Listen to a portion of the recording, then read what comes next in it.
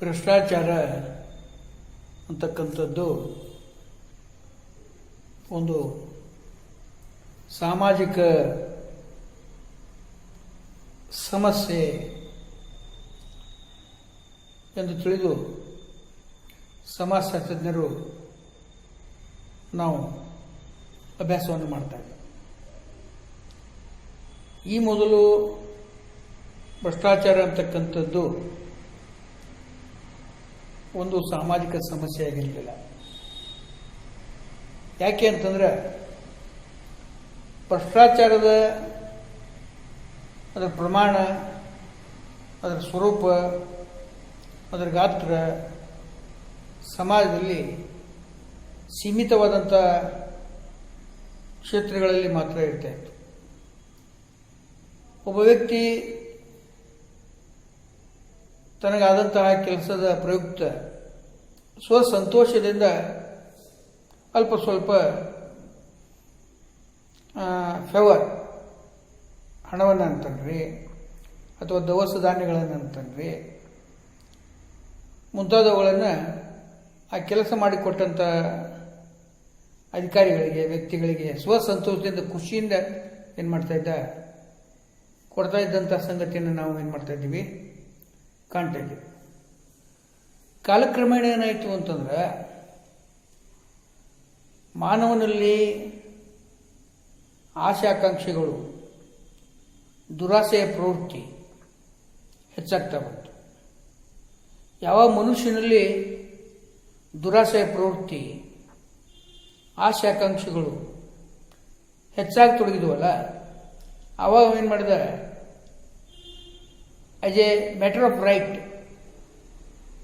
ನಾನು ಕೆಲಸ ಮಾಡಿಕೊಟ್ಟದರ ಪ್ರಯುಕ್ತವಾಗಿ ಆತನಿಂದ ಹಣವನ್ನು ಪಡಿಬೇಕು, ಹೀಗಾದರೂ ಮಾಡಿ ಹಣವನ್ನು ಪಡಿಬೇಕು, ಹೆಚ್ಚು ಹಣವನ್ನು ಗಳಿಸಬೇಕು, ಸುಖ ಸಂತೋಷದ ನೆಮ್ಮದಿಯಿಂದ ಬಾಳಬೇಕು ಅಂತಕ್ಕಂಥ ಒಂದು ದುರಾಸೆಯ ಮನೋಭಾವನೆ ಕ್ರಮೇಣ ಭ್ರಷ್ಟಾಚಾರ ಸಮಾಜದ ತುಂಬೆಲ್ಲ ಎಲ್ಲ ಕ್ಷೇತ್ರಗಳಲ್ಲಿ ಹರಳಕ್ಕೇನಾಯಿತು, ಕಾರಣೀಭೂತವಾಯಿತು. ಹೀಗಾಗಿ ಕಾಲಕ್ರಮೇಣ ಇದೊಂದು ಸಾಮಾಜಿಕ ಸಮಸ್ಯೆಯಾಗಿ ಸಮಾಜಶಾಸ್ತ್ರಜ್ಞರು ನಾವು ಮಾಡ್ತಾ ಇದ್ದೀವಿ, ಅಭ್ಯಾಸ ಮಾಡ್ತಾ ಇದ್ದೀವಿ. ಮೊದಲು ಇದೊಂದು ಪ್ರಾಬ್ಲಮ್ ಆಗಿರಲಿಲ್ಲ. ಕೇವಲ ಕೆಲವೇ ಕ್ಷೇತ್ರಗಳಲ್ಲಿ ಕೆಲವೇ ವ್ಯಕ್ತಿಗಳ ನಡುವೆ ಇದು ಸೀಮಿತವಾದಂಥ ಒಂದು ವ್ಯವಹಾರವಾಗಿತ್ತು. ಜನಸಾಮಾನ್ಯರನ್ನು ಬಾಧಿಸ್ತಾ ಇರಲಿಲ್ಲ. ಜನಸಾಮಾನ್ಯರಿಗೆ ಭ್ರಷ್ಟಾಚಾರ ಅಂತಕ್ಕಂಥದ್ದು ಗೊತ್ತೇ ಇರಲಿಲ್ಲ. ಕ್ರಮೇಣ ಏನಾಯಿತು, ಈ ಭ್ರಷ್ಟಾಚಾರದ ಬಿಸಿ ಜನಸಾಮಾನ್ಯರನ್ನ, ಮಧ್ಯಮ ವರ್ಗದವರನ್ನ, ಬಡಬಗ್ಗರನ್ನ ತಟ್ಟಲಿಕ್ಕೆ ಏನಾಯಿತು, ಪ್ರಾರಂಭ ಆಯಿತು. ಸಾರ್ವಜನಿಕ ಜೀವನದಲ್ಲಿ ಭ್ರಷ್ಟಾಚಾರದ ಪ್ರಕರಣಗಳೇನಾದವು ದೈನಂದಿನ ಜೀವನದ ಚಟುವಟಿಕೆಗಳಾದವು. ಹೀಗಾಗಿ ನಾವು ಸಮಾಜಶಾಸ್ತ್ರಜ್ಞರು ಭ್ರಷ್ಟಾಚಾರವನ್ನು ಒಂದು ಸಾಮಾಜಿಕ ಸಮಸ್ಯೆ ಅಂತ ನಾವು ಮಾಡ್ತಾ ಇದ್ದೀವಿ, ಅಭ್ಯಾಸ ಮಾಡ್ತಾ ಇದ್ದೀವಿ. ನಾವು ಅನೇಕ ಯುಗಗಳನ್ನು, ಮಾನವ ಸಮಾಜ ಅನೇಕ ಯುಗಗಳನ್ನು ದಾಟಿ ಬಂದದ್ದು. ದ್ವಾಪರ ಯುಗ ಆಯಿತು, ತ್ರೇತಾಯುಗ ಆಯಿತು, ಇಂದು ನಾವು ಕಲಿಯುಗದಲ್ಲಿದ್ದೀವಿ. ಕಲಿಯುಗ ಅಂದರೆ ಇನ್ನೊಂದು ಅರ್ಥದಲ್ಲಿ ಇದು ಭ್ರಷ್ಟಾಚಾರದ ಯುಗ ಅಂತಲೇ ಹೇಳ್ಬೋದು. ಭ್ರಷ್ಟಾಚಾರವನ್ನು ಪ್ರತಿಯೊಂದು ಕ್ಷೇತ್ರದಲ್ಲಿ ನಾವು ಇವತ್ತು ಏನು ಮಾಡ್ತಾ ಇದ್ದೀವಿ, ಕಾಣ್ತಾ ಇದ್ದೀವಿ. ನಾಗರಿಕ ಸಮಾಜಕ್ಕೆ ಅಂಟಿಕೊಂಡಂಥ ಒಂದು ಬ್ಲ್ಯಾಕ್ ಸ್ಪಾಟ್, ಕಪ್ಪು ಚುಕ್ಕೆ ಅಂತ ನಾವೇನು ಮಾಡ್ಬೋದು, ಹೇಳ್ಬೋದು. ಇದೊಂದು ಗಂಭೀರ ಸ್ವರೂಪದ ಸಮಸ್ಯೆ. ತನ್ನ ಕದಂಬ ಭಾವಗಳನ್ನು ಎಲ್ಲ ಕ್ಷೇತ್ರಗಳಲ್ಲಿ ಏನು ಮಾಡಿದೆ, ಇದು ಹರಡಿದೆ. ಒಂದು ರೀತಿಯ ಆಲದ ಮರದಂತೆ. ಆಲದ ಮರದ ಬೇರುಗಳು ಯಾವ ರೀತಿಯಾಗಿ ಆಳವಾಗಿ ಬೇರು ಊರಲ್ಪಟ್ಟಿರ್ತಾವೆ, ಅದರಂತೆ ಭ್ರಷ್ಟಾಚಾರ ಅಂತಕ್ಕಂಥದ್ದು ಆಲದ ಮರದ ಬೇರುಗಳಂತೆ ಸಮಾಜದ ತುಂಬೆಲ್ಲ ಪ್ರತಿಯೊಂದು ಕ್ಷೇತ್ರದಲ್ಲಿ ಹರಡಿದ್ದರಿಂದ ಇದನ್ನೊಂದು ನಾವು ಸಾಮಾಜಿಕ ಸಮಸ್ಯೆ, ಜ್ವಲಂತ ಸಮಸ್ಯೆ, ಗಂಭೀರವಾದಂಥ ಒಂದು ಸಮಸ್ಯೆ, ಇದೊಂದು ಸಾಮಾಜಿಕ ವ್ಯಾಧಿ, ಸಾಮಾಜಿಕ ರೋಗ, ಸಾಂಕ್ರಾಮಿಕವಾದಂತಹ ಒಂದು ರೋಗದಂತೆ ಕಂಡು ಬರ್ತಾ ಇದೆ ಅಂತ ನಾವೇನು ಮಾಡ್ತಾ ಇದ್ದೀವಿ, ತಿಳಿತಾ ಇದೆ. ಭಾರತ ಹಲವಾರು ಸಮಸ್ಯೆಗಳನ್ನು ಎದುರಿಸ್ತಾ ಬಂತು. ಅವುಗಳಲ್ಲಿ ಪ್ರಮುಖವಾಗಿ ಬಡತನ ಹಾಗೂ ಕಡು ಬಡತನ, ನಿರುದ್ಯೋಗ ಹಾಗೂ ನಿರುದ್ಯೋಗ, ಜನಸಂಖ್ಯೆಯ ಬೆಳವಣಿಗೆ, ಅಪರಾಧ ಮತ್ತು ಬಾಲಾಪರಾಧಗಳು, ವೇಶ್ಯಾವೃತ್ತಿ ಹಾಗೂ HIV ಏಡ್ಸ್, ಭಯೋತ್ಪಾದನೆ ಮುಂತಾದವುಗಳು ಇಂದು ಪ್ರಮುಖವಾದಂತಹ ಸಾಮಾಜಿಕ ಸಮಸ್ಯೆಗಳು ಅಂತ ತಿಳ್ಕೊಂಡು ನಾವು ಮಾಡ್ತಾ ಇದ್ದೀವಿ, ಅಭ್ಯಾಸ ಮಾಡ್ತಾ ಇದ್ದೀವಿ. ಅದೇ ಒಂದು ಸಾಲಿನಲ್ಲಿ ಇವತ್ತು ಭ್ರಷ್ಟಾಚಾರವನ್ನು ನಾವು ಮಾಡ್ತಾ ಇದ್ದೀವಿ, ಅಭ್ಯಾಸ ಮಾಡ್ತಾ ಇದ್ದೀವಿ. ಭ್ರಷ್ಟಾಚಾರ ಅಂತಕ್ಕಂಥದ್ದು ಸಾಮಾಜಿಕ ಕ್ಷೇತ್ರದಲ್ಲಿ ಮೊದಲು ಬರ್ತಾ ಇರಲಿಲ್ಲ. ಅದು ರಾಜಕೀಯ ಕ್ಷೇತ್ರ, ಆರ್ಥಿಕ ಕ್ಷೇತ್ರದ ಒಂದು ಪ್ರಾಬ್ಲಮ್ ಆಗಿತ್ತು. ಯಾವಾಗ ಸಾಮಾಜಿಕ ಕ್ಷೇತ್ರಕ್ಕೆ ಸಮಾಜಶಾಸ್ತ್ರಜ್ಞರ ಒಂದು ಪರಿಧಿ ಒಳಗೆ ಭ್ರಷ್ಟಾಚಾರ ಅಂತಕ್ಕಂಥದ್ದು ಬಂತಲ್ಲ, ಆವಾಗ ಇದೊಂದು ಗಂಭೀರ ಸ್ವರೂಪದ ಸಾಮಾಜಿಕ ಸಮಸ್ಯೆ ಆಗಿ ಏನಾಗಿದೆ ಪರಿಣಮಿಸಿದೆ. ಇಂಥ ಒಂದು ಗಂಭೀರ ಸ್ವರೂಪದ ಸಮಸ್ಯೆಯನ್ನು ನಾವು ಪ್ರತಿಯೊಂದು ಕ್ಷೇತ್ರದಲ್ಲಿ ನಾವು ಮಾಡ್ತಾ ಇದ್ದೀವಿ, ಕಾಣ್ತಾ ಇದ್ದೀವಿ. ಹೀಗಾಗಿ ಸಮಾಜಶಾಸ್ತ್ರಜ್ಞರು ಭ್ರಷ್ಟಾಚಾರದಿಂದ ಏನೇನು ಸಮಸ್ಯೆಗಳು ಉಂಟಾಗ್ತವೆ, ಅದರ ದುಷ್ಪರಿಣಾಮಗಳು ಯಾವುವು, ಅದಕ್ಕೆ ಮೂಲ ಕಾರಣಗಳೇನವ, ಅದನ್ನು ನಾವು ಯಾವ ರೀತಿಯಾಗಿ ಹೋಗಲಾಡಿಸಬಹುದು, ಪರಿಹಾರ ಕ್ರಮಗಳನ್ನು ಕೈಗೊಳ್ಳಬಹುದು, ಇಡೀ ದೇಶವನ್ನು, ಇಡೀ ಸಮಾಜವನ್ನು ಭ್ರಷ್ಟ ಮುಕ್ತವಾದಂತಹ ಒಂದು ವ್ಯವಸ್ಥೆಯನ್ನು ಮಾಡಬಹುದು ಎನ್ನುವಂತಹ ದಿಶೆಯಲ್ಲಿ, ಹಿನ್ನೆಲೆಯಲ್ಲಿ ಭ್ರಷ್ಟಾಚಾರವನ್ನು ಸೀರಿಯಸ್ ಆಗಿ ಏನು ಮಾಡ್ತಾ ಇದ್ದಾರೆ, ಅಧ್ಯಯನ ಮಾಡ್ತಾ ಇದ್ದಾರೆ, ಅಧ್ಯಾಪನ ಮಾಡ್ತಾ ಇದ್ದಾರೆ. ಈ ದಿಶೆಯಲ್ಲಿ ಸಂಶೋಧನೆಗಳನ್ನು ಕೈಗೊಳ್ತಾ ಬಂದಂಥ ಒಂದು ಸಂಗತಿಯನ್ನು ನಾವು ಸಮಾಜಶಾಸ್ತ್ರದಲ್ಲಿ ಏನು ಮಾಡ್ಬೋದು, ಕಾಣ್ಬೋದು.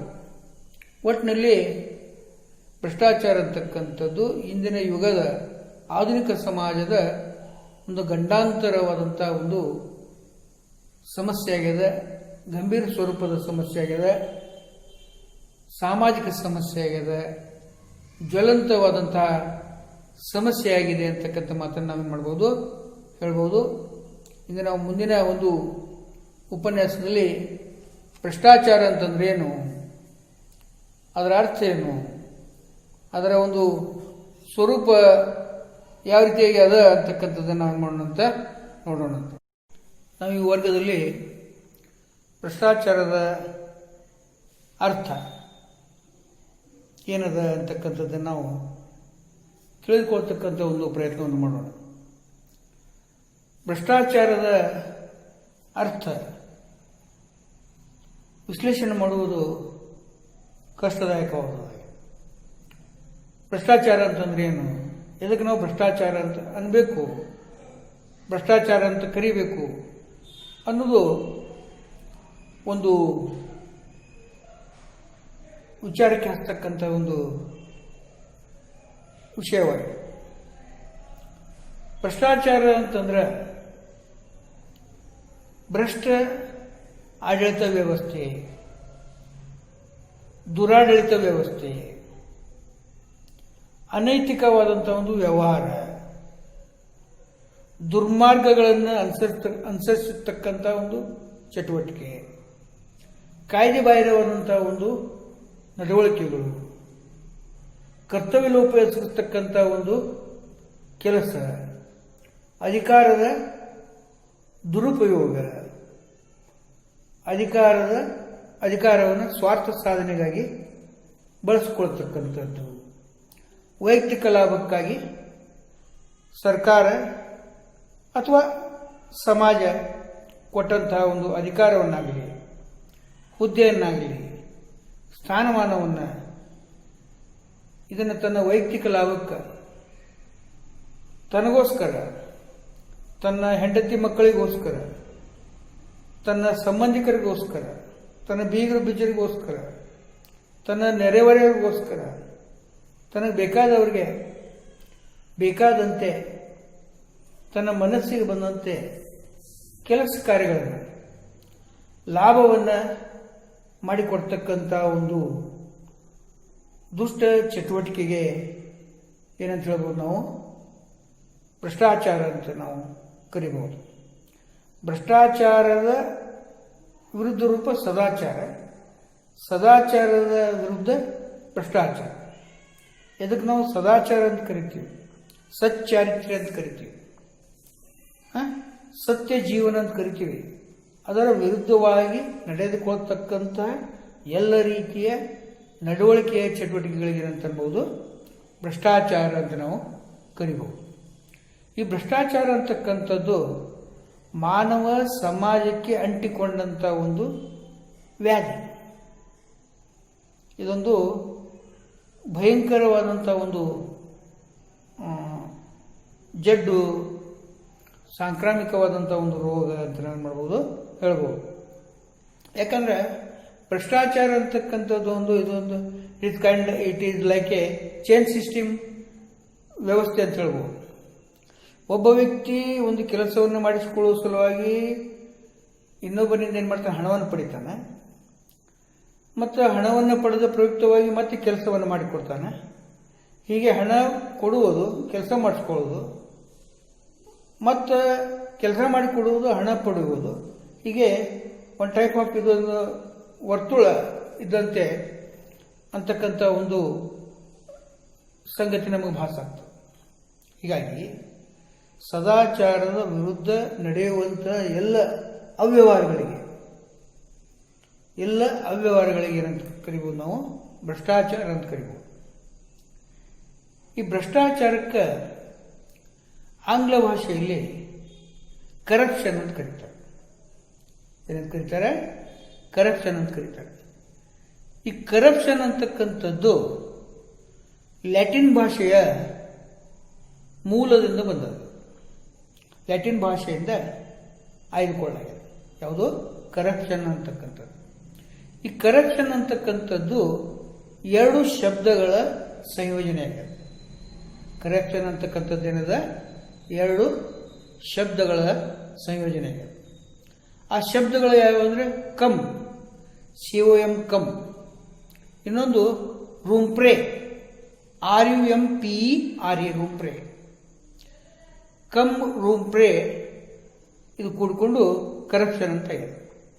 ಇನ್ನು ಕಮ್ ಅಂತಂದ್ರೆ COM ಕಮ್ ಅಂದ್ರೆ ಟುಗೆದರ್, ವಿತ್ ಟುಗೆದರ್ ಅಂದ್ರೆ ನಾವು ಕೂಡಿಕೊಂಡು ಅಂತಂದಾಗ.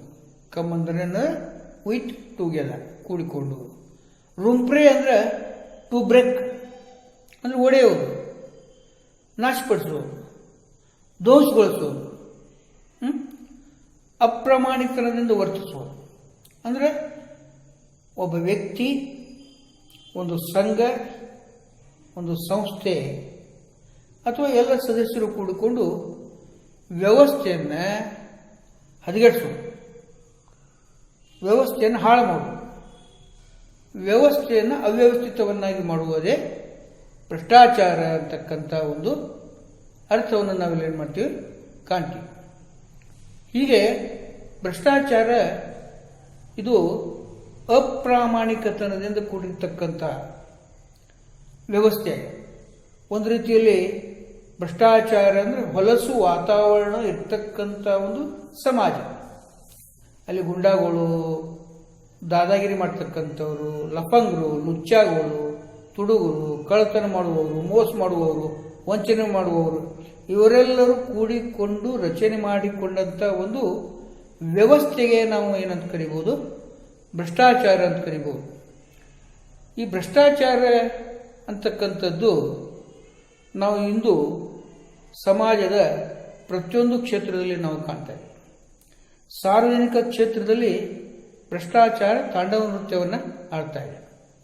ಸಾರ್ವಜನಿಕ ಹುದ್ದೆ ಮತ್ತು ಅಧಿಕಾರದ ಸೌಲಭ್ಯಗಳು, ಈ ಸಾರ್ವಜನಿಕ ಹುದ್ದೆ ಮತ್ತು ಅಧಿಕಾರದ ಸೌಲಭ್ಯಗಳನ್ನು, ಕಾಯ್ದೆ ಕಾನೂನುಗಳನ್ನು ಏನು ಸಾರ್ವಜನಿಕ ಸೇವಕರು ಅಂತ ನಾವು ಹೇಳ್ತೀವಿ, ಪಬ್ಲಿಕ್ ಸರ್ವೆಂಟ್ಸ್ ಅಂತ ಏನು ಹೇಳ್ತೀವಿ.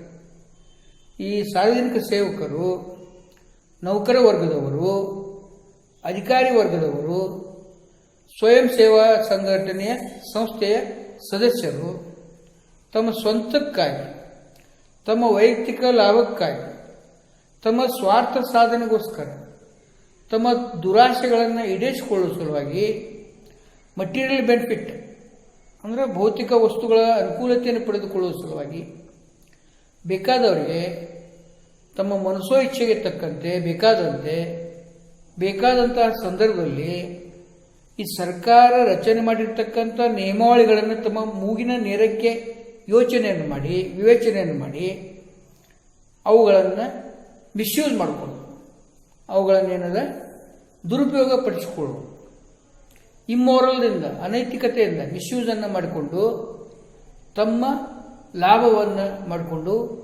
ಐಷಾರಾಮದ ಒಂದು ಜೀವನವನ್ನು ಸಾಗಿಸ್ತಕ್ಕಂತಹ ಒಂದು ಸ್ಥಿತಿಗತಿಗೆ ನಾವೇನಂತ ಕರಿಬೋದು, ಭ್ರಷ್ಟಾಚಾರ ಅಂತ ಕರಿಬೋದು. ಹೀಗೆ ಒಟ್ಟಿನಲ್ಲಿ ಭ್ರಷ್ಟವಾದಂತಹ ದುರಾಡಳಿತದಿಂದ ಕೂಡಿರ್ತಕ್ಕಂಥ ಒಂದು ಆಚಾರಕ್ಕೆ, ನಡವಳಿಕೆಗೆ ನಾವೇನು ಕರಿತೀವಿ, ಭ್ರಷ್ಟಾಚಾರ ಅಂತ ಕರಿತೀವಿ. ಈ ಭ್ರಷ್ಟಾಚಾರ ಇದನ್ನು ನಾವು ಇಂದು ಎಲ್ಲ ಸಂಗತಿಗಳಲ್ಲಿ, ವಿಷಯಗಳಲ್ಲಿ ನಾವು ಕಾಣ್ತೇವೆ. ಎಲ್ಲಿ ಭ್ರಷ್ಟಾಚಾರ ಇರಬಾರ್ದಾಗಿತ್ತಲ್ಲ ಅಂತಹ ಸ್ಥಿತಿಯಲ್ಲಿ, ಅಂಥ ಕ್ಷೇತ್ರದಲ್ಲಿ ಇವತ್ತು ಭ್ರಷ್ಟಾಚಾರ ತನ್ನ ಒಂದು ಇನ್ವಿಟೇಷನ್, ಪ್ರವೇಶವನ್ನೇನು ಮಾಡಿದ ಪಡ್ಕೊಂಡರು.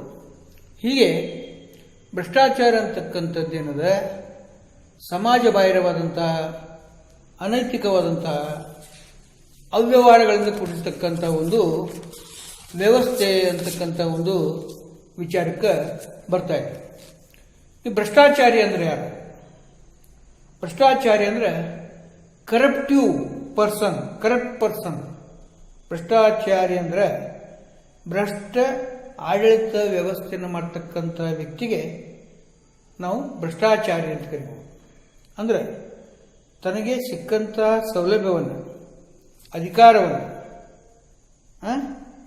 ತನಗೆ ಸರ್ಕಾರ ಸಮಾಜ ಕೊಟ್ಟಂಥ ಶಕ್ತಿಯನ್ನು, ಸಾಮರ್ಥ್ಯವನ್ನು ಜನರ ಒಳಿತಕ್ಕೆ ಉಪಯೋಗ ಮಾಡದೆ, ಸದಾಚಾರದ ವರ್ತನಾ ಚಟುವಟಿಕೆಗಳಿಗೆ ಉಪಯೋಗ ಮಾಡದೆ, ಜನರ ಕಲ್ಯಾಣಕ್ಕಾಗಿ ಅದನ್ನು ಉಪಯೋಗ ಮಾಡದೆ, ತನ್ನ ವೈಯಕ್ತಿಕ ಲಾಭಕ್ಕೆ, ಸ್ವಾರ್ಥಕ್ಕೆ, ತನ್ನ ಸಂಬಂಧಿಕರ ಏಳಿಗೆಗೋಸ್ಕರ ಉಪಯೋಗ ಮಾಡ್ತಕ್ಕಂತಹ, ಮಿಸ್ಯೂಸ್ ಮಾಡಿಕೊಳ್ತಕ್ಕಂತಹ, ಕರ್ತವ್ಯ ಲೋಪವನ್ನು ಮಾಡ್ತಕ್ಕಂತಹ ವ್ಯಕ್ತಿಗೆ ಏನಂತ ಕರೀತಾರೆ? ಭ್ರಷ್ಟಾಚಾರಿ ಅಂತ ಕರೀತಾರೆ. ಭ್ರಷ್ಟಾಚಾರಿ ಅಂತ ಏನು ಮಾಡ್ತಾರೆ? ಕರೀತಾರೆ. ಇನ್ನು ಭ್ರಷ್ಟ ವ್ಯವಸ್ಥೆ ಅಂದ್ರೇನು ಅಂದರೆ ಅಧಿಕಾರದ ಶಕ್ತಿಯ ಸೌಲಭ್ಯಗಳ ಮತ್ತು ಸಾರ್ವಜನಿಕ ಕ್ಷೇತ್ರಗಳ ಸೇವಾ ಸೌಕರ್ಯಗಳನ್ನು ಅಪ್ರಾಮಾಣಿಕತನದಿಂದ, ಕಾನೂನು ಬಾಹಿರವಾಗಿ, ಅನೈತಿಕವಾಗಿ ಕೆಲವು ವ್ಯಕ್ತಿಗಳು, ರಾಜಕಾರಣಿಗಳಂತನ್ರಿ, ಸಾರ್ವಜನಿಕ ಸೇವಕರಂತನ್ರಿ, ನೌಕರಶಾಹಿ ಆಡಳಿತ ವ್ಯವಸ್ಥೆ, ಈ ಜನರ ಗುಂಪು ಏನದಲ್ಲ, ಈ ಜನರ ಗುಂಪು ಇಡೀ ವ್ಯವಸ್ಥೆಯನ್ನು ಕಲುಷಿತವಾಗಿ ಮಾಡ್ತಕ್ಕಂಥ ಒಂದು ಸ್ಥಿತಿಗೆ, ವ್ಯವಸ್ಥೆಗೆ ಏನಂತ ಕರೀತಾರೆ? ಭ್ರಷ್ಟ ವ್ಯವಸ್ಥೆ ಅಂತ ಕರೀತಾರೆ. ಎಂತಾರೆ? ಭ್ರಷ್ಟ ವ್ಯವಸ್ಥೆ ಅಂತ ಕರೀತಾರೆ. ಹೀಗೆ ಭ್ರಷ್ಟಾಚಾರ ಅಂತಕ್ಕಂಥದ್ದೇನದ, ಇದನ್ನು ನಾವು ಅವ್ಯವಸ್ಥಿತವಾದಂಥ ಒಂದು ಸಾಮಾಜಿಕ ಹೊಲಸು ವಾತಾವರಣ ಇರ್ತಕ್ಕಂಥ ಒಂದು ಸ್ಥಿತಿಗತಿ ಅಂತ ನಾವು ಮಾಡ್ಬೋದು, ಹೇಳ್ಬೋದು. ಹೀಗೆ ಭ್ರಷ್ಟಾಚಾರ ಸಮಾಜದ ತುಂಬೆಲ್ಲ ಏನು ಮಾಡಿದೆ? ಹರಡಿಕೊಂಡಿದೆ. ಭ್ರಷ್ಟಾಚಾರದಿಂದ ಸಾಮಾಜಿಕ ವ್ಯವಸ್ಥೆ ಅಂತಕ್ಕಂಥದ್ದೇನಾಗ್ಯದ, ಅದು ಅವ್ಯವಸ್ಥೆ ಆಗಲಾಗ್ಯದ.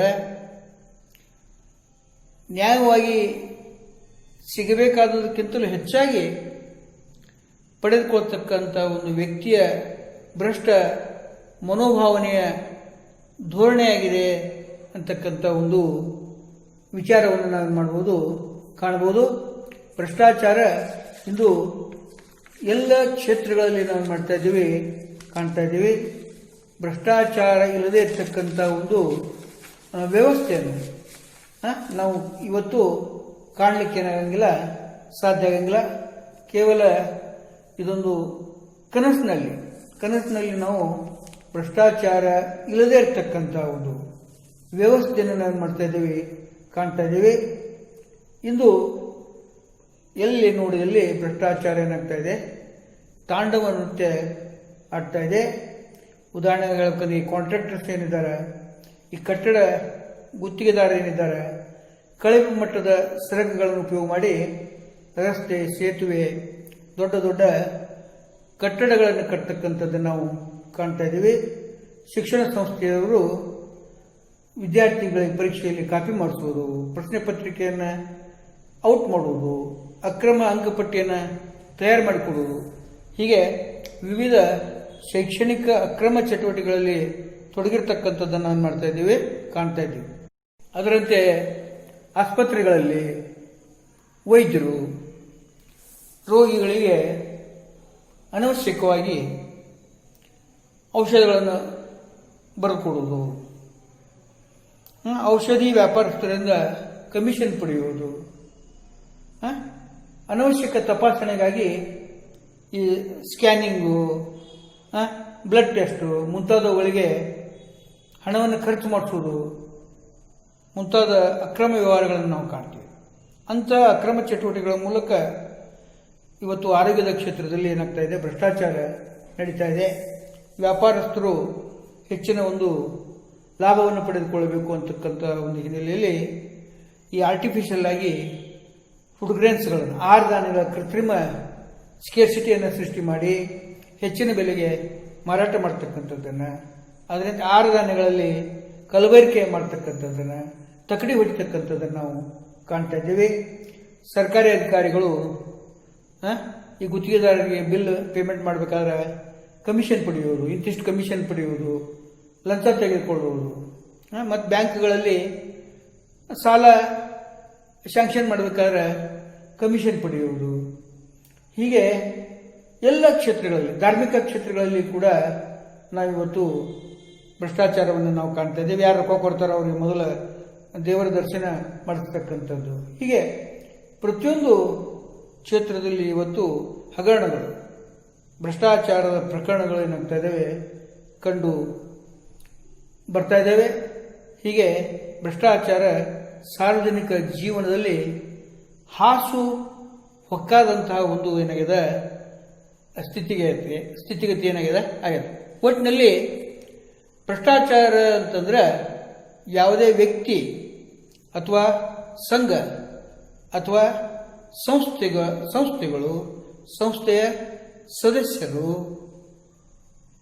ತಮಗೆ ಬೇಕಾದಂತೆ, ತಮ್ಮವರಿಗೆ ಬೇಕಾದಂತೆ ನ್ಯಾಯಬದ್ಧವಾಗಿ ಸಲ್ಲಬೇಕಾದಕ್ಕಿಂತ ಹೆಚ್ಚಿನ ಒಂದು ಸೌಲಭ್ಯಗಳನ್ನು ತಮ್ಮ ತಮ್ಮ ಜಾತಿಯವರಿಗೆ, ತಮ್ಮ ತಮ್ಮ ಮತದವರಿಗೆ, ತಮ್ಮ ತಮ್ಮ ಪಂಥದವರಿಗೆ, ಹೆಚ್ಚಿನ ಒಂದು ಲಂಚವನ್ನು ಕೊಟ್ಟಂಥ ವ್ಯಕ್ತಿಗಳಿಗೆ ಲಾಭವನ್ನು ಮಾಡಿಕೊಡ್ತಕ್ಕಂಥ ಒಂದು ಸ್ಥಿತಿ ಅಂತ ನಾವು ಮಾಡ್ಬೋದು, ಕರಿಬಹುದು. ಸಾರ್ವಜನಿಕ ಸೇವಾ ಸ್ಥಾನದಲ್ಲಿರುವವರು, ಸೇವೆಯಲ್ಲಿರುವವರು, ಜನಪ್ರತಿನಿಧಿಗಳು ಅಥವಾ ಸರ್ಕಾರದ ಅಧಿಕಾರಿಗಳು, ಸೇವಕರು ನಿಯಮ ಬಾಹಿರವಾಗಿ ತಮ್ಮ ಸ್ಥಾನವನ್ನು ಏನು ಮಾಡುವುದು, ದುರುಪಯೋಗ ಪಡಿಸಿಕೊಳ್ಳುವುದು ಇಂದು ದೈನಂದಿನ ಸಾಮಾನ್ಯವಾದಂಥ ಒಂದು ಏನಾಗಿದೆ ಸ್ಥಿತಿಯಾಗಿದೆ. ಭ್ರಷ್ಟಾಚಾರದ ಶಾಖ, ಭ್ರಷ್ಟಾಚಾರದ ಪ್ರಖರ, ಅದರ ಪ್ರಭಾವ, ಅದರ ಒಂದು ತಾಪಮಾನ ಇವತ್ತು ಪ್ರತಿಯೊಬ್ಬ ಜನಸಾಮಾನ್ಯ ವ್ಯಕ್ತಿಯನ್ನು ಏನು ಮಾಡ್ತಾ ಇದೆ, ಕಾಡ್ತಾ ಇರುವುದು. ಇದಕ್ಕೂ ಇಂದು ನಿಜಕ್ಕೂ ಇದೊಂದು ದುರಂತವಾದಂತಹ ಒಂದು ಸ್ಥಿತಿ. ನಾಗರಿಕ ಸಮಾಜ, ಮಾನವ ಸಮಾಜ ತಲೆ ತಗ್ಗಿಸಬೇಕಾದಂಥ ಒಂದು ಸಂಗತಿಯಾಗಿದೆ ಅಂತಕ್ಕಂಥ ಮಾತನ್ನು ನಾವು ಮಾಡ್ಬೋದು, ಹೇಳ್ಬೋದು. ನಾವು ಮುಂದಿನ ವರ್ಗದಲ್ಲಿ ಭ್ರಷ್ಟಾಚಾರದ ಬಗೆಗೆ ವ್ಯಾಖ್ಯಾನಕಾರರು ಚಿಂತಕರು ಯಾವ ರೀತಿಯಾಗಿ ತಮ್ಮ ಅಭಿಪ್ರಾಯಗಳನ್ನು ವ್ಯಕ್ತಪಡಿಸ್ಯಾರ ಅಂತಕ್ಕಂಥ ಸಂಗತಿಯನ್ನು ಏನು ಮಾಡೋದು ನಾವು ನೋಡೋಣ ಅಂತ. ಭ್ರಷ್ಟಾಚಾರದ ವ್ಯಾಖ್ಯೆಗಳ ಬಗೆಗೆ ಸಮಾಜಶಾಸ್ತ್ರಜ್ಞರು ತಮ್ಮ ಅಭಿಪ್ರಾಯಗಳನ್ನು ಯಾವ ರೀತಿಯಾಗಿ ವ್ಯಕ್ತಪಡಿಸಿದ್ದಾರೆ ಅಂತಕ್ಕಂಥದ್ದನ್ನು ನಾವು ನೋಡಿದಾಗ ನಿಜಕ್ಕೂ ಭ್ರಷ್ಟಾಚಾರಕ್ಕೆ ನಿರ್ದಿಷ್ಟವಾದಂತಹ ಸ್ಪಷ್ಟವಾದಂತಹ ನಿಖರವಾದಂತಹ ಅರ್ಥ ಕೊಡುವುದಾಗಲಿ ವ್ಯಾಖ್ಯೆ ಕೊಡುವುದಾಗಲಿ ಕಷ್ಟ ಸಾಧ್ಯ. ಆದಾಗ್ಯೂ ಕೂಡ ಸಮಾಜಶಾಸ್ತ್ರಜ್ಞರು ಭ್ರಷ್ಟಾಚಾರದ ಬಗೆಗೆ ವ್ಯಾಖ್ಯಾನವನ್ನು ಮಾಡ್ತಕ್ಕಂಥ ಒಂದು ಪ್ರಯತ್ನವನ್ನು ಮಾಡ್ಯಾರ. ಯಾಕೆ ಇದರ ಬಗ್ಗೆ ಒಂದು ವ್ಯಾಖ್ಯೆ ಕೊಡುವುದು ಕಷ್ಟ ಸಾಧ್ಯ ಅಂದರೆ, ಈಗಾಗಲೇ ನಾವು ಹೇಳಿದಂತೆ ಭ್ರಷ್ಟಾಚಾರ ಅಂದರೆ ಇಡೀ ವ್ಯವಸ್ಥೆಯನ್ನು, ಸಾಮಾಜಿಕ ವ್ಯವಸ್ಥೆಯನ್ನು ಸಂಪೂರ್ಣವಾಗಿ ವೈಯಕ್ತಿಕ ಲಾಭಕ್ಕಾಗಿ, ಸ್ವಾರ್ಥಕ್ಕಾಗಿ, ತಮ್ಮವರಿಗಾಗಿ, ತಮಗೋಸ್ಕರವಾಗಿ, ತಮ್ಮ ಸಂಬಂಧಿಕರಿಗಾಗಿ ಅದರಂತೆ ಹಣವನ್ನು ಪಡೆದುಕೊಂಡು ಆ ಹಣ ಬಂಗಾರದ ರೂಪದಲ್ಲಿರ್ಬೋದು, ಆಸ್ತಿಯ ರೂಪದಲ್ಲಿರ್ಬೋದು, ಮತ್ತಿತರ ಒಂದು ಯಾವುದೇ ಒಂದು ರೂಪದಲ್ಲಿರ್ಬೋದು, ಅದೆಲ್ಲವನ್ನು ಪಡೆದುಕೊಂಡು ಒಟ್ಟಾರೆ ವ್ಯವಸ್ಥೆಯನ್ನು ಭ್ರಷ್ಟಗೊಳಿಸಿ ತಮ್ಮಷ್ಟಕ್ಕೆ ತಾವು ಸುಖದಿಂದ ನೆಮ್ಮದಿಯಿಂದ ಇದ್ರ ಸಾಕು ಅಂತಕ್ಕಂಥ ಒಂದು ವಾತಾವರಣವನ್ನು ಸೃಷ್ಟಿ ಮಾಡ್ತಕ್ಕಂಥದ್ದೇ ನಾವೇನು ಮಾಡಿದ್ವಿ ಭ್ರಷ್ಟಾಚಾರ ಅಂತ ನಾವು ಹೇಳ್ತಾ ಇದ್ದೀವಿ. ಯಾರು ಯಾವಾಗ ಯಾವ ರೀತಿಯಾಗಿ ಭ್ರಷ್ಟಾಚಾರವನ್ನು ಮಾಡ್ತಾರೆ, ಹೇಗೆ ಭ್ರಷ್ಟಾಚಾರವನ್ನು ಮಾಡ್ತಾರೆ ಅಂತಕ್ಕಂಥದ್ದು ಊಹೆ ಮಾಡ್ಕೊಳ್ಳಿಕ್ಕೆ ಏನಾಗಂಗಿಲ್ಲ, ಸಾಧ್ಯ ಆಗಂಗಿಲ್ಲ. ನಾವು ನೀರಿನಲ್ಲಿ ಈಸ್ತಕ್ಕಂಥ ಮೀನಿನ ಹೆಜ್ಜೆಯನ್ನು ಏನು ಮಾಡ್ಬೋದು, ಕಂಡುಹಿಡಿಬಹುದು. ಆಕಾಶದಲ್ಲಿ ಹಾರಾಡ್ತಕ್ಕಂಥ ಪಕ್ಷಿಯ ವೇಗವನ್ನು ಏನು ಮಾಡ್ಬೋದು, ಐಡೆಂಟಿಫೈ ಮಾಡ್ಬೋದು, ಗುರುತಿಸ್ಬೋದು.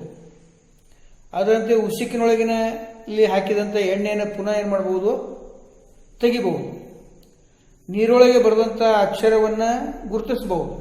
ಆದರೆ ಯಾವ ಅಧಿಕಾರಿ, ಯಾವ ರೀತಿಯಾಗಿ, ಯಾವ ವ್ಯಕ್ತಿ, ಯಾವ ರಾಜಕಾರಣಿ, ಸಾರ್ವಜನಿಕ ವ್ಯಕ್ತಿ ಹೇಗೆ ಭ್ರಷ್ಟಾಚಾರವನ್ನು ಮಾಡ್ತಾನೆ, ಅದರ ಸ್ವರೂಪ ಎಂಥದ್ದಿರ್ತದೆ ಅನ್ನೋದನ್ನು ಗುರುತಿಸ್ಲಿಕ್ಕೆ ಏನಾಗಂಗಿಲ್ಲ, ಸಾಧ್ಯ ಆಗಂಗಿಲ್ಲ. ಅಷ್ಟು ನಯನಾಜುಕತೆಯಿಂದ ಭ್ರಷ್ಟಾಚಾರವನ್ನು ಮಾಡ್ತಕ್ಕಂಥದ್ದನ್ನು ನಾವು ಮಾಡ್ತೇವೆ, ಕಾಣ್ತೀವಿ. ಈ ಬೆಣ್ಣಿ ಒಳಗಿನ ಕೂದಲ ತೆಗೆದಂಗೆ, ಬೆಣ್ಣಿಯೊಳಗಿನ ಕೂದಲವನ್ನು ತೆಗೆದಂತೆ ಅಂತ ಕರೀತಾರಲ್ಲ, ಹಂಗೆ ಭ್ರಷ್ಟಾಚಾರಿಗಳು ಮತ್ತೊಬ್ರಿಗೆ ಗೊತ್ತಾಗಲಾರ್ದಂಗೆ ಆಟೋಮೆಟಿಕ್ ಆಗಿ ಭ್ರಷ್ಟಾಚಾರವನ್ನು ಮಾಡ್ತಾ ಇರ್ತಾರೆ. ಆ ಭ್ರಷ್ಟಾಚಾರ ಅಂತಕ್ಕಂಥ ಕೂಪಕ್ಕೆ ಎಲ್ಲರನ್ನು ಏನು ಮಾಡ್ತಾರೆ, ತಳ್ತಾರೆ.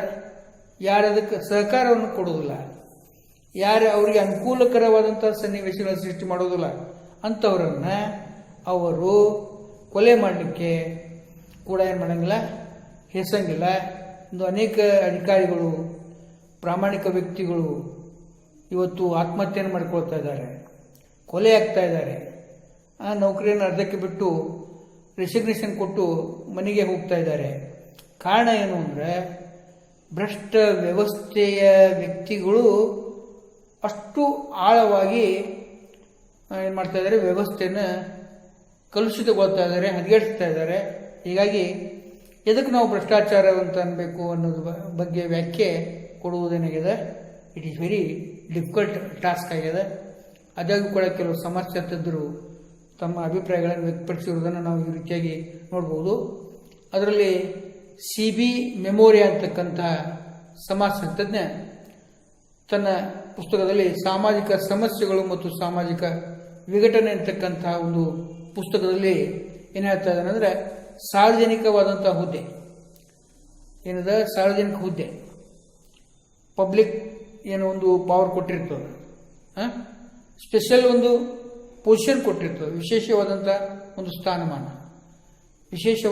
ಸ್ಥಾನಮಾನ ಮತ್ತು ಅಧಿಕಾರವನ್ನು ತನ್ನ ಸ್ವಾರ್ಥಕ್ಕಾಗಿ, ವೈಯಕ್ತಿಕ ಬೆಳವಣಿಗೆಗೋಸ್ಕರ ಮಿಸ್ಯೂಸ್ ಮಾಡಿಕೊಳ್ತಕ್ಕಂಥದ್ದೇ ಭ್ರಷ್ಟಾಚಾರ ಅಂತಕ್ಕಂಥ ಒಂದು ವ್ಯಾಖ್ಯಾನವನ್ನು ಏನು ಮಾಡ್ಯಾನ ಕೊಟ್ಟ. ಅದರಂತೆ ಜೆ.ನೆ ಅಂತಕ್ಕಂಥ ಇನ್ನೊಬ್ಬ ಸಮಾಜಶಾಸ್ತ್ರಜ್ಞ ಏನಾಗ್ತಂದ್ರೆ ಸರ್ಕಾರಿ ಕಚೇರಿಯನ್ನ ವೈಯಕ್ತಿಕ ಲಾಭಕ್ಕಾಗಿ ದುರುಪಯೋಗಪಡಿಸಿಕೊಳ್ಳುವುದು, ಸರ್ಕಾರಿ ಕಚೇರಿ ಕೊಟ್ಟಂಥ ಸೌಲಭ್ಯಗಳನ್ನು ತನ್ನ ವೈಯಕ್ತಿಕ ಲಾಭಕ್ಕಾಗಿ ದುರುಪಯೋಗಪಡಿಸಿಕೊಳ್ಳುವುದಕ್ಕೆ ಏನಂತ ಕರೀತಾರೆ, ಭ್ರಷ್ಟಾಚಾರ ಅಂತ ಏನು ಮಾಡ್ಯಾರ ಕರೆದಾರೆ. ಸರ್ಕಾರ ಅನೇಕ ಅಧಿಕಾರಿಗಳಿಗೆ ವಾಹನಗಳನ್ನು ಕೊಟ್ಟಿರ್ತದೆ, ಕಾರ್ ಕೊಟ್ಟಿರ್ತದೆ, ಬಂಗ್ಲೆ ಕೊಟ್ಟಿರ್ತದೆ, ಅಥವಾ ಮತ್ತಿತರ ಸೌಲಭ್ಯಗಳನ್ನು ಕೊಟ್ಟಿರ್ತಾರೆ. ಅವನ್ನೇನು ಮಾಡೋದು, ದುರುಪಯೋಗಪಡಿಸಿಕೊಳ್ಳೋದು, ತಮ್ಮ ವೈಯಕ್ತಿಕ ಸೇವೆಗಳಿಗೆ ಏನು ಮಾಡೋದು, ಉಪಯೋಗ ಮಾಡಿಕೊಳ್ತಕ್ಕಂಥದ್ದು.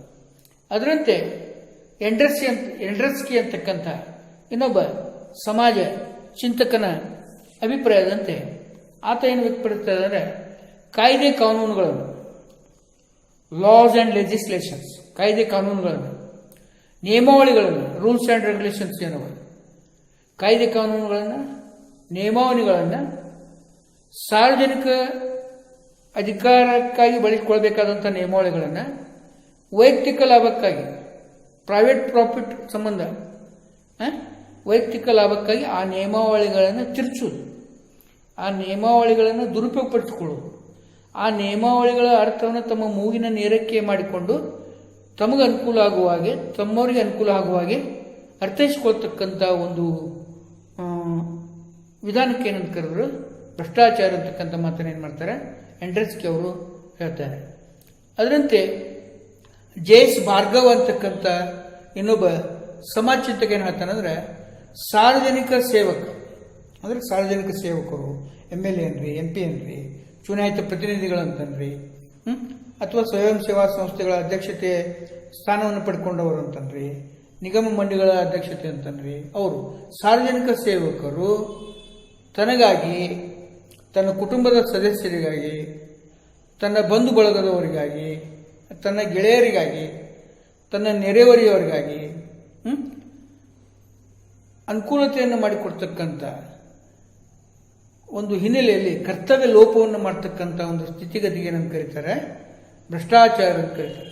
ಒಟ್ಟಿನಲ್ಲಿ ಈ ಮೇಲಿನ ವ್ಯಾಖ್ಯೆಗಳಿಂದ ನಾವೇನೋ ಒಂದು ನಿರ್ಣಯಕ್ಕೆ ಬರ್ಬೋದು ಅಂತಂದ್ರೆ, ಭ್ರಷ್ಟಾಚಾರ ಅಂದರೆ ಸಾರ್ವಜನಿಕ ಸೇವಕರು, ಆಡಳಿತವನ್ನು ನಡೆಸ್ತಕ್ಕಂಥ ಅಧಿಕಾರಿ ವರ್ಗದವರು, ಅದರಂತೆ ನೌಕರಶಾಹಿ ಆಡಳಿತ ವರ್ಗದವರು, ಅದರಂತೆ ಏನದ ಈ ತಮ್ಮ ಹುದ್ದೆ, ಸ್ಥಾನಮಾನ, ಅಧಿಕಾರವನ್ನು ಸ್ವಾರ್ಥ ಸಾಧನೆಗೆ ಉಪಯೋಗ ಮಾಡಿಕೊಳ್ಳುವುದು, ಲಂಚವನ್ನು ಪಡೆಯುವ ಸಲುವಾಗಿ, ಅಥವಾ ಈ ದವಸ ಧಾನ್ಯಗಳ ರೂಪದಲ್ಲಿ ಆಗಲಿ, ವಸ್ತುಗಳ ರೂಪದಲ್ಲಿ ಆಗಲಿ ಪಡೆದುಕೊಂಡು ಐಷಾರಾಮದ ಲಕ್ಸುರಿಯಸ್ ಲೈಫ್ ಲೀಡ್ ಮಾಡಿಕೊಡ್ತಕ್ಕಂಥ ಒಂದು ವ್ಯವಸ್ಥೆಗೆ ಏನಂತ ಕರೀತಾರೆ, ಭ್ರಷ್ಟಾಚಾರ ಅಂತ ಕರೀತಾರೆ. ಹೀಗೆ ಭ್ರಷ್ಟಾಚಾರ ಅಧಿಕಾರ, ಸ್ಥಾನಮಾನಗಳ ಮತ್ತು ಹುದ್ದೆಯ ಸಂಪೂರ್ಣವಾದಂತಹ ಏನದ ಮಿಸ್ಯೂಸ್ ಮಾಡಿಕೊಳ್ಳೋದು, ದುರುಪಯೋಗಪಡಿಸಿಕೊಳ್ತಕ್ಕಂಥ ಒಂದು ಸ್ಥಿತಿಯಾಗಿದೆ ಅಂತ ನಾನು ಮಾಡ್ಬೋದು, ಹೇಳ್ಬೋದು.